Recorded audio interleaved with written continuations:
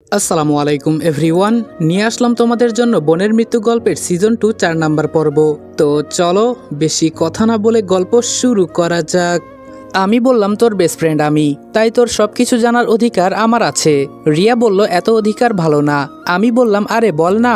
রিয়া বলল, তুই তো জানিস আমি কি প্রতিজ্ঞা করেছিলাম। আমি বললাম, জীবন এভাবে চলে না রে। রিয়া বলল, আমার কথা ছাড়, তুই বল তোর কাউকে কি পছন্দ হয়। আমি বললাম, আছে একজন। রিয়া বলল, সত্যি? আমি বললাম, হ্যাঁ। রিয়া হাসি মুখে বলল, মেয়েটা কে রে? আমি বললাম, আছে একজন, তবে ওকে এখনো ভালোবাসার কথা জানাই নাই। রিয়া বলল, জানিয়ে দে, না হলে আরেকজন এসে নিয়ে যাবে। আমি বললাম, নিতে দিলে তো আমি নিব। রিয়া বলল, এত ভালোবাসা? আমি বললাম, অনেক ভালোবাসি। রিয়া বলল, আমার কাছে মেয়েটার নাম বলা যাবে না? আমি বললাম, এটা আমার সিক্রেট বিষয়। রিয়া বলল, আচ্ছা থাক, বলা লাগবে না, এখন চল এক জায়গায় যাব। আমি বললাম, কোথায় যাবি? রিয়া কপালে হাত দিয়ে বলল, জানিস রনি, আমি কখনোই ভাবি নাই যে আমার জীবনে কেউ আসবে। আমি বললাম, মানে? রিয়া বলল, একটা ছেলেকে আমার প্রথম দেখেই অনেক পছন্দ হয়ে গেছে। আমি একটু ভয়ে ভয়ে বললাম, কি বলিস, তোর মাথা খারাপ হয়ে গেছে? রিয়া আমার দিকে তাকিয়ে বলল, তুই তো জানিস আমি বিয়ে করতে চাই না। আমি বললাম, হ্যাঁ, আর এই কথা শুধু আমি না, সবাই জানে। রিয়া বলল, বাবা সেই দিন আমাকে অনেক অনুরোধ করেছে এই বিষয়ে। আমি বললাম, পরে? রিয়া বলল, কি আর করব, বাবার কথা তো আর ফেলতে পারি না। ছেলে আমাদের বাসায় বেড়াতে এসেছিল, বাবার নাকি বন্ধুর ছেলে। ও খুব সাদাসিধে, কারো সাথে তেমন কথা বলে না, সব সময় মাথা নিচু করে চলে, আর ও একটা মাদ্রাসার শিক্ষক। রিয়ার কথা শুনে আমার ভেতরে যে কি চলছে বুঝাতে পারবো না। এসব কি বলছে রিয়া? আমি ওকে পটানোর এত চেষ্টা করছি, আর এর মাঝেই অন্য কেউ ঢুকে পড়লো। আমার মনটাই একদম ভেঙে গেছে। তাহলে আমার প্রেম কি সফল হবে না? তাসলিমার মতোই আমাকেও কান্না করতে হবে হয়তো। রিয়া বলল, কি রে রনি, কি চিন্তা করিস? আমি বললাম, তেমন কিছু না, কিন্তু হঠাৎ করে তোর এই সিদ্ধান্ত কেন? রিয়া বলল, সেই দিন তুই বলেছিলি না রিয়া, একা একা জীবন পার করা যায় না। আমিও সেই দিন শুয়ে শুয়ে চিন্তা করেছি, এই করো সেই করো, সারাদিন শুধু আমার ব্যস্ততার মাঝেই দিন কাটে, আর রাতে এসে ঘুমিয়ে পড়তে হয়। এই জীবনের কোনো মূল্য আছে বল? আর কেউ যদি জীবনে থাকতো তাহলে হয়তো আমার একটু খোঁজ খবর নিত। আমি কি বলবো, বলার ভাষা একদম হারিয়ে ফেলেছি। রিয়ার এমন পরিবর্তন দেখে সত্যি খুব খারাপ লাগলো। আমি ওকে এত করে চাই, ওর জন্য আমি নিজের জীবন দিতেও দ্বিধা করি নাই। তাও কেন ও বুঝতে পারে না আমি ওকে কতটা ভালোবাসি? মন খারাপ করে বললাম, তাহলে তুই কি ওকে পছন্দ করিস? রিয়া বলল, আমি জানি আমার বাবা সবসময় আমার ভালোই চায়, যা করে আমার ভালোর জন্যই করে, তাই ওনার কথা আমি তো আর ফেলতে পারি না। আমি উপরে তাকিয়ে মন খারাপ করে বললাম, ভেতরটা জ্বলে যাচ্ছে, ভালোবাসা মরে যাচ্ছে। হায়রে ভালোবাসা, নাহি মিটল মনের আশা। রিয়া বলল, এটা কি বললি? আমি বললাম, এই তো জাস্ট মনের একটা ভাব প্রকাশ করলাম। রিয়া বলল, কোনো কারণে কি তোর মন খারাপ? আমি বললাম, কাছের মানুষই তো বুঝতে পারে না আমি তার কাছে কি চাই, আর তুই আবার কি বুঝবি, থাক বাদ দে। রিয়া বলল, হঠাৎ করে তোর কি হলো বলতো? আমি বললাম, আচ্ছা রিয়া, আমি যদি কোনো সময় হারিয়ে যাই একা একা থাকতে পারবি তো? রিয়া বলল, কি রে রনি, সত্যি করে বলতো তোর কি হয়েছে, আর এমন অদ্ভুত ধরনের কথা বলছিস কেন? আমি বললাম, জানিস রিয়া, মানুষের জন্য আমি অনেক কিছু করেছি, কিন্তু কেউ আমার মনের কথা বুঝতে চায় নাই। রিয়া বলল, তুই কখনো কাউকে তোর মনের কথা বলেছিস? আমি বললাম, বললে কি হবে, ও কেন বুঝে না আমি ওকে কতটা ভালোবাসি? রিয়া বলল, তাকে না বললে কিভাবে বুঝবে রে গাধা? আমি বললাম, ভালোবাসি বললেই কি ভালোবাসা হয়ে যায় রিয়া? রিয়া বলল, বলতে পারবো না। আমি বললাম, ওর ভেতরে কোনো ভালোবাসা নেই আমার জন্য। রিয়া বলল, চেষ্টা করে তো দেখতে পারিস। আমি বললাম, আর কত চেষ্টা করব বল? রিয়া বলল, দেখ, আমি নিজে স্বরাষ্ট্রমন্ত্রী, তোর কাকে পছন্দ শুধু আমাকে একবার বল, তাকে তুলে নিয়ে আসবো। আমি বললাম, তাকে তুলে আনার ক্ষমতা তোর নেই, কারণ সে নিজেও জানে না কী সব কথা বলছে। তার সাথে প্রতিদিন আমার দেখা হয়, কথাও হয়, কিন্তু ও বুঝে না, এখনো আমার কাছে কোনো জায়গায় বসে আছে হয়তো। রিয়া মাথায় হাত দিয়ে বলল, কার কথা বলছিস তুই বলতো? আমার মাথায় আসছে না কিছুই। আমি বললাম, এত মাথা খাটাতে হবে না। হঠাৎ রিয়ার ফোন এলো, ফোনটা রিসিভ করে রিয়া কিছুক্ষণ কথা বলে রেখে দিল। আমি বললাম, কে কল দিয়েছে? রিয়া বলল, বাবা কল করেছিল। আমি বললাম, কেন, চলে যেতে বলল নাকি? আমি বললাম, কেন, চলে যেতে বলেছে নাকি? রিয়া বলল, বলেছে কালকে আমার বন্ধু বান্ধব যত আছে সবাইকে দাওয়াত দিতে। আমি বললাম, কালকে কি তোর জন্মদিন নাকি? রিয়া বলল, আরে না, আমার জন্মদিন তো আরো অনেক পরে, তবে বাবা কি করতে চাইছে বলতে পারবো না। আমি বললাম, আচ্ছা তাহলে আজকে কি উঠবো? রিয়া বলল, আমার তো এখানেই অনেক ভালো লাগছে, মনটা চাইছে আর বাসায় না যেতে, এখানেই বসে থাকি। আমি বললাম, না রে, এখানে আর বেশি সময় থাকা যাবে না, শেষ একটা কথা বলবো রিয়া, রিয়া বলল হুম বল। আমি বললাম ছেলে কি তোর সত্যি পছন্দ হয়েছে? রিয়া বলল পছন্দ হয়েছে বলতে তুই তো জানিস আমি বাবার কথার অমান্য হই না, তাই উনি যা বলে আমাকেও তাই করতে হয়। আর ছেলে মোটামুটি দেখতে শুনতে অনেকটাই ভালো আছে, এই কোনো রকম চলে বলতে পারিস। আমি মন খারাপ করে বললাম ওহ চললেই ভালো। রিয়া বলল তবে আমার এখন তেমন বিয়ে করার ইচ্ছে নেই। আমি বললাম থাক আর মিথ্যা কথা বলতে হবে না, আচ্ছা তাহলে আজকে যা। রিয়া বলল এই তুই এত যা যা করছিস কেন, কিছুক্ষণ বসে থাকি না, আমার অনেক ভালো লাগছে। মনে মনে বললাম থাকতাম, তবে তুই যদি আমার হতিস সারাদিন না সারা জীবন তোকে বুকের মাঝে নিয়ে বসে থাকতাম। তবে আমি যতটুকু সম্ভব তোর জন্য চেষ্টা করব। তোকে তো এখন আর বলতে পারবো না আমি তোকে ভালোবাসি, কারণ কি জানিস তুই এখন আমার বেস্ট ফ্রেন্ড, তোর মনটা আমি আর ভাঙতে চাই না। হঠাৎ করে রিয়া বলল আচ্ছা রনি আজকে তাহলে যাই, এমনি অনেক দেরি হয়ে গেছে, আর কালকে সকালেই চলে আসবি। আমি বললাম সেটা তোর বলতে হবে না। রিয়া গাড়িতে উঠে চলে গেল, আমি অন্য পাশ ফিরে হাঁটতে লাগলাম। রিয়া আমাকে ডাক দিয়ে বলল কি রে তুই হেঁটে যাচ্ছিস কেন? আমি বললাম তোর সাথে বসার যোগ্যতা আমার নেই, কিছুক্ষণ আগে সব শেষ হয়ে গেছে। রিয়া গাড়ি থেকে নেমে আমার কাছে এসে বলল গাঁজা টাজা কিছু খেলি নাকি? আমি রিয়ার দিকে তাকিয়ে বললাম দে, থাকলে খাই, খেলেও হয়তো একটু নেশা হবে, কষ্টটা একটু কমতো। রিয়া ঠাস করে আমার গালে একটা চড় দিয়ে বলল এই তোর হঠাৎ করে কি হয়েছে, এমন অদ্ভুত ধরনের কথা বলছিস কেন? আমি বললাম না রে এমনি বললাম, তুই চলে যা, আমি একা একা হেঁটে যেতে পারবো। রিয়া বলল আমার গাড়ি থাকতে আমার বেস্ট ফ্রেন্ড হেঁটে যাবে, এটা কি আমি হতে দিব তোর মনে হয়? মনে মনে বললাম জীবনে সবচেয়ে বড় ভুল করেছি তোকে বেস্ট ফ্রেন্ড করে, না হলে আজকে আমি খুব সহজে বলতে পারতাম আমি তোকে ভালোবাসি। রিয়া আমার একটা হাত ধরে গাড়ির ভেতরে ঢুকিয়ে দিল, আমি কিছুই বললাম না, চুপচাপ গাড়িতে উঠে পড়লাম। রিয়া ড্রাইভিং করছে আর আমি ওর দিকে তাকিয়ে আছি। সত্যি ও কত সুন্দর, বারবার যেন আমাকে প্রেমে ফেলে। কি করে যে বুঝাই আমি ওকে কতটা ভালোবাসি। এই স্বরাষ্ট্রমন্ত্রীকে এত ইঙ্গিত দিয়ে আমি আমার মনের কথা বুঝাই, তাও রিয়া কেন বুঝতে পারে না? দেখিস আমার মতো তোকে কেউ ভালোবাসবে না, আমাকে ছেড়ে চলে যাবি তো যা, আমি তোকে বাধা দিব না।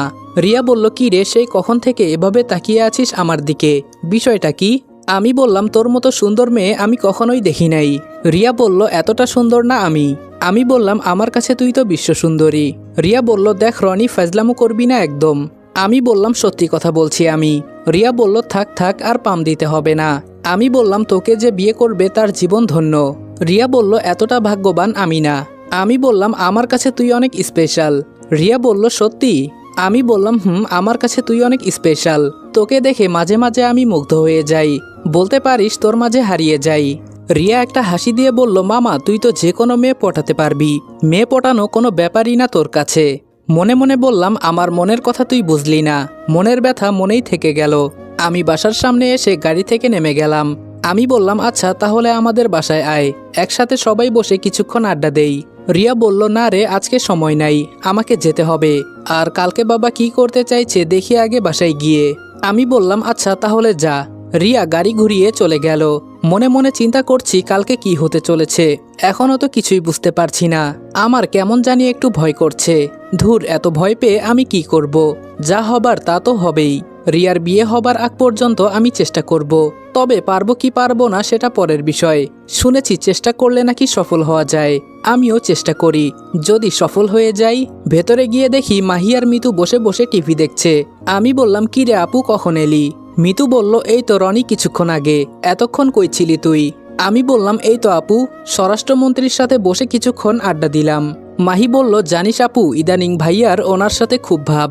আমি বললাম মাহি কি বলিস এগুলো? মিতু বলল আমিও তো তাই দেখলাম। আমি বললাম তুই আবার কি দেখলি? মিতু বলল আজকে নদীর পাড়ে তোদের দুইজনকে দেখেছি, প্রথমে ভাবলাম অন্য কেউ, কিন্তু যখন তোর এই লাল গেঞ্জির উপর নজর পড়লো তখন আমি পুরোপুরি নিশ্চিত হয়েছি এটা তুই। তবে তোর সাথের মেয়েটাকে চিনতে পারছিলাম না, এখন মাহি বলাতেই চিনে গেছি। আমি বললাম দেখ উল্টাপাল্টা কথা বলবি না, ও আমার বেস্ট ফ্রেন্ড, আর ওর সঙ্গ দেওয়া আমার কর্তব্য। মাহি বলল কেন মিথ্যা কথা বলিস? সেদিন আমুর কাছে বলেছিলি না রিয়া ম্যামকে তুই তোর বউ করবি? ইস এই ডাইনি সব শেষ করে দিল। আসলে মেয়েদের মাথায় যে কোনো বুদ্ধি থাকে না, এটা একদম সত্য কথা। মিতু বলল ও এজন্যই তো বলি স্যার কারোর সাথে তেমন মিশে না, আর এই রিয়া ম্যামের সাথে সবসময় চিপকে থাকে। আমি বললাম এসব কথা বাদ দে, মাহি কিছু নিয়ে আয়, আমার খুব খিদে লেগেছে। মাহি বলল কেন রিয়া তোকে খাওয়ায় নাই কিছু? এত বড় একজন মানুষ, আবার তোর নাকি বেস্ট ফ্রেন্ড। আমি বললাম দেখ মাহি এত কথা বলিস না, এমনি আজকে মনটা অনেক খারাপ, যা বলছি নিয়ে আয়। মাহি বলল হ্যাঁ তুই বস আমি নিয়ে আসছি। মিতু বলল রনি সত্যি তোর মন খারাপ? আমি বললাম এই তো আপু একটু। মিতু বলল কেন কি হয়েছে? আমি বললাম থাক শুনে তোর লাভ নেই, এখন তোর কথা বল। মিতু বলল রনি আমি পালিয়ে বিয়ে করে ফেলেছি। আমি বললাম কি? মিতু বলল হ্যাঁ এটাই সত্যি, বাবা মা কেউ জানে না, এজন্য চাচিকে নিতে এলাম আম্মুকে বোঝানোর জন্য। আমি বললাম কোন দিন বিয়ে করলি? মিতু বলল এই তো 3 দিন হতে চলেছে। আমি বললাম তুই না বললি তোর পরিবার ছেলেকে পছন্দ করে? মিতু বলল দেখ ভাই এত দেরি করে আমি বিয়ে করতে পারবো না, এজন্য সরাসরি বিয়ে করে ফেলেছি। আমি বললাম বাসর রাতের কাজ শেষ? এটা বলতেই মিতু আমাকে একটা লাথি দিয়ে বলল কুত্তা বড় বোনকে এই কথা বলিস, লজ্জা করে না তোর? আমি বললাম ও আমি বললেই লজ্জা, আর যখন লুকিয়ে বিয়ে করিস তখন? মাহি বলল ভাইয়া আপুকে বল আমাদের ট্রিট দিতে। মিতু বলল হ্যাঁ দিব দিব, তার আগে আমার বিষয়টা সমাধান করে নেই। আমি বললাম এক কাজ কর থানা থেকে আম্মুকে নিয়ে যা, আর আম্মুকে বুঝিয়ে বললেই হবে। মিতু বলল চাচিকে ভয় লাগে, যদি কিছু বলে? মাহি বলল আমি বুঝিয়ে বলবো আপু, তুই চিন্তা করিস না। মিতু বলল তাহলে কি যাব? আমি বললাম যা। মাহি বলল ভাইয়া এই নে খাবার। আমি বললাম মাহি বোন আমার, আমাকে একটু খাইয়ে দে না। মাহি বলল তাড়াতাড়ি বিয়ে করে নে, তাহলেই তো হয়। মিতু বলল আচ্ছা আমি গেলাম তাহলে। মিতু চলে গেল, আমি কিছু খেয়ে রুমে চলে গেলাম। সব চিন্তা বাদ দিলাম, আমি মনে করি এত কিছু হবে না, রিয়া যা করবে চিন্তা ভাবনা করেই করবে। সকালে ঘুমিয়ে আছি, হঠাৎ মনে হলো যেন মুখের ভেতরে কিছু একটা ঢুকছে। লাফ দিয়ে বিছানার উপর বসে পড়লাম। তাকিয়ে দেখি তাসলিমা হাতে পানির মগ নিয়ে দাঁড়িয়ে আছে, মুখ বাঁকিয়ে আমার দিকে তাকিয়ে হাসতে লাগলো। কিন্তু তাসলিমা এখানে কি করছে, আর এত সকাল সকাল এখানে কেন? তাসলিমা বলল কি রে দিব নাকি ভিজিয়ে? আমি বললাম তাসলিমা তুই হঠাৎ এখানে কেন? তাসলিমা বলল কেন তোদের বাড়িতে আসা কি নিষেধ নাকি? আমি বললাম আরে আমি কি তাই বলেছি? আচ্ছা এখন বল আমাকে ঘুম থেকে জাগালি কেন? তাসলিমা বলল এই তুই জানিস না আজকে রিয়া ম্যাম আমাদের তাড়াতাড়ি যেতে বলেছে? আমি বললাম তো জানা, সকাল সকাল আমার ঘুম নষ্ট করলি কেন? তাসলিমা বলল দেখ রনি এমনি অনেক দেরি হয়ে যাচ্ছে, তাড়াতাড়ি তৈরি হয়ে নে। আমি বললাম তাসলিমা তুই যা, আমার একটু দেরি হবে। তাসলিমা বলল দেখ মগের সম্পূর্ণ পানি তোর উপরে ফেলে দিব, তাড়াতাড়ি রেডি হবি নাকি ভিজিয়ে দিব? আমি বললাম আচ্ছা তাহলে অপেক্ষা কর আমার জন্য, আমি রেডি হচ্ছি। তাসলিমা বলল হ্যাঁ তাড়াতাড়ি কর। আমি বিছানা থেকে নেমে ওয়াশরুমে চলে গেলাম। রেডি হয়ে টেবিলে বসতেই দেখি তাসলিমা সোফায় বসে বসে টিভি দেখছে। আমি টেবিলে বসতে বসতে বললাম মাহি বাবা কই? মাহি বলল এখনো ঘুম থেকে ওঠে নাই ভাইয়া। আমি বললাম আম্মু কই? মাহি বলল ভাইয়া আম্মু তো রান্নাঘরে। তাসলিমা বলল রনি তাড়াতাড়ি কর। আমি বললাম হ্যাঁ করছি তো, তুই একটু অপেক্ষা কর। মাহি বলল ভাইয়া তোর হাত কাটলো কিভাবে? সত্যি তো আমার ডান হাতের কিছুটা অংশ কেটে গেছে, কি জানি কখন হলো, হুঁশ না থাকলে যা হয় আর কি, মাঝে মাঝে এসব হয় কিভাবে নিজেও জানি না। আম্মু রান্নাঘর থেকে এসে বলল আমি আর আজকে তোকে খাইয়ে দিতে পারবো না, আমার এমনিই অনেক কাজ পড়ে আছে। আমি বললাম থাক, তোমাকে বলেছি আমি সারা জীবন শুধু কাজ আর কাজ, মাহি তুই খাইয়ে দে। মাহি বলল হাত কিভাবে কেটেছিস, হুঁশ থাকে না তোর? এখন আমিও পারবো না, একা একা খা আর মজা বোঝ। আমি বললাম ধুর আজকে নাস্তাই করব না। তাসলিমা সোফা ছেড়ে আমার কাছে এসে বলল আরে রনি এত রাগিস কেন, বস আমি আছি না। আমি বললাম থাক আজকে আর নাস্তা করব না। তাসলিমা আমার হাত ধরে জোর করে বসিয়ে দিল, থালাটা হাতে নিয়ে আমার সামনে এক লোকমা খাবার তুলে ধরলো। আম্মু আর মাহি তো অবাক হয়ে তাসলিমার দিকে তাকিয়ে আছে। আমি আর কি বলবো, ওর ব্যবহার হঠাৎ এভাবে চেঞ্জ হয়ে যাচ্ছে কেন, কিছুই তো বুঝতে পারছি না। আমি বললাম তাসলিমা আমি খাবো না, বাদ দে। তাসলিমা বলল তোকে আমি খেতে বলেছি না, তাড়াতাড়ি খেয়ে নে, আমি তোকে খাইয়ে দিচ্ছি।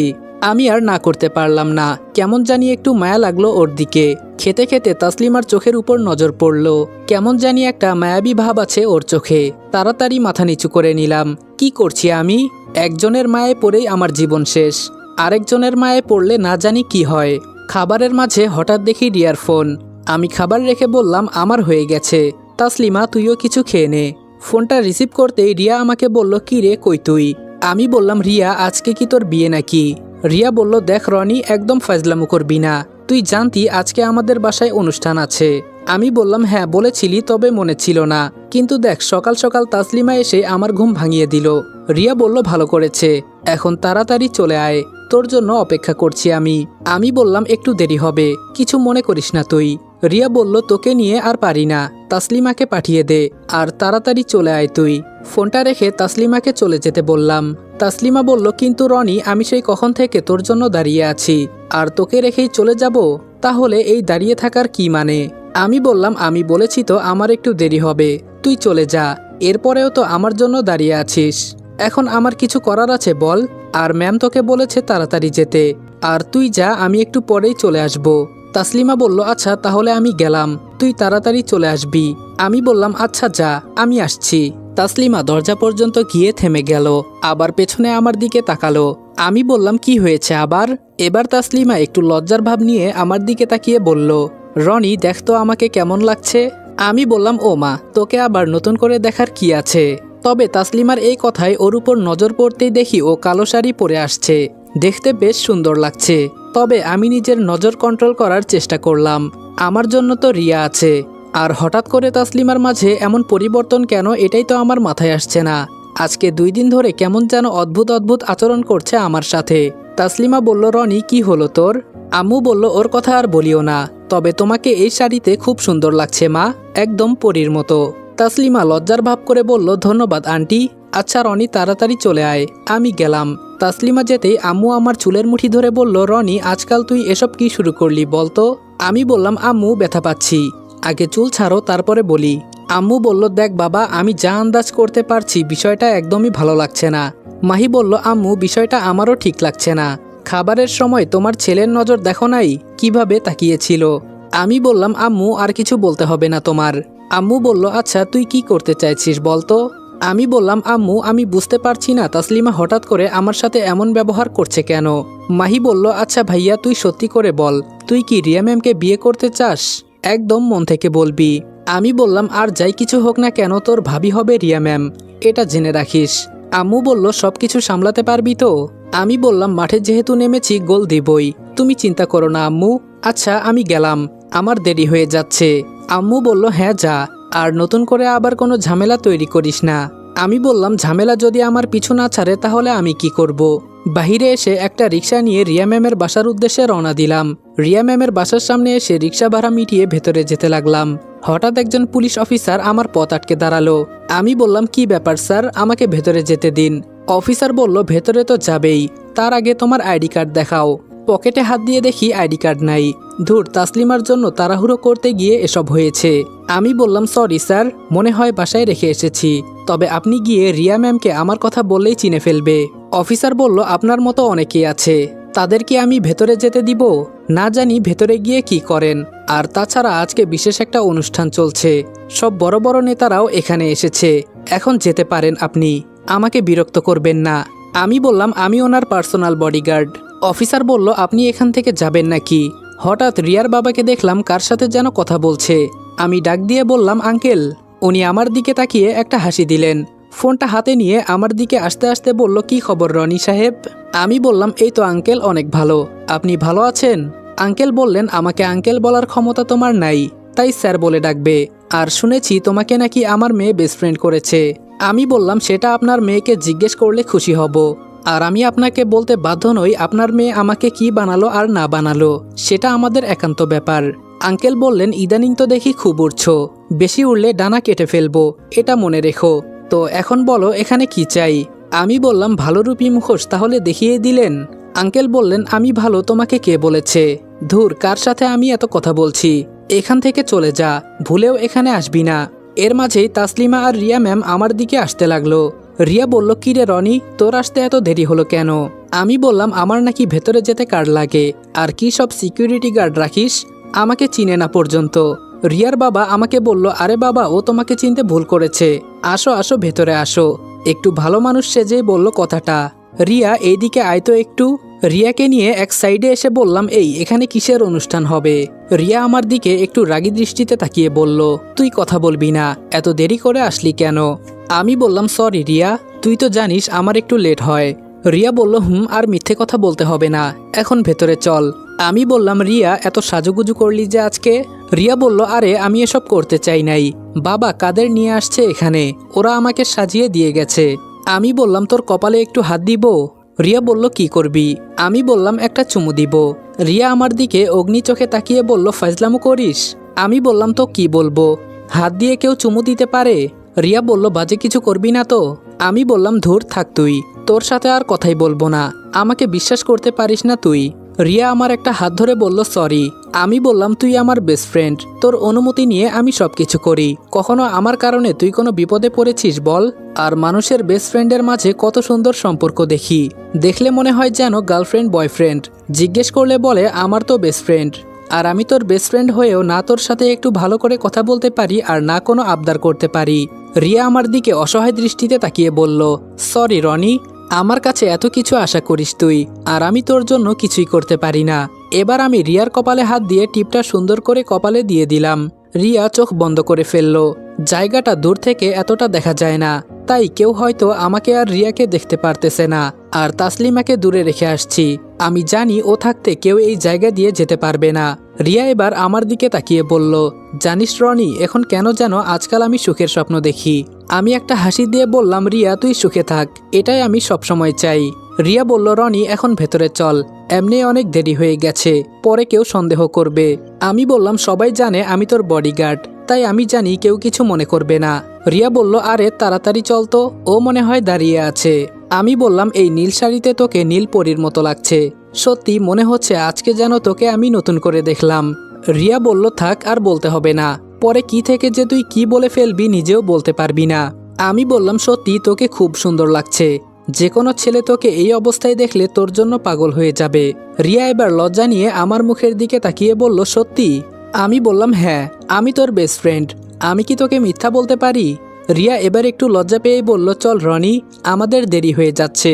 আমি বললাম, আমার মন চাইছে না রে যেতে, এখানেই দাঁড়িয়ে থেকে তোর সাথে কথা বলি। রিয়া বলল, দিব একটা চর, চল তো, খালি ফালতু কথা বলিস। রিয়ার পেছনে পেছনে আমিও যেতে লাগলাম। তাসলিমা আমার দিকে তাকিয়ে বলল, কি রে রনি, এত কি কথা বললি ম্যামের সাথে?